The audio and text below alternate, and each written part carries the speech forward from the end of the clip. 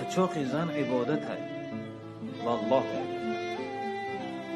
همین آغوش کردن زن اگرچه با او همبستری هم نکنه در پهلوش بودن همین خودش عبادت است. حضرت الله اکبر حضرت رسول اکرم صلی الله علیه و سلم در آغوش زن وفات کردند. در آغوش مادرمان حضرت عایشه در آغوش بود. سر مبارک پیامبر صلی الله علیه و در سینه حضرت عایشه بود.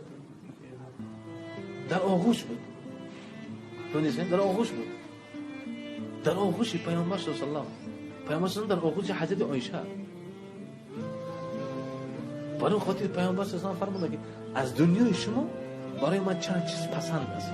یکی معطر بودن، خوشبو زدن، عطر آلود کردن. دوم همسری خوب. و همینجا پیامبر خدا فرمودن که الدنیا متاع و خیر المتاع الدنیا المرأة الصالحه.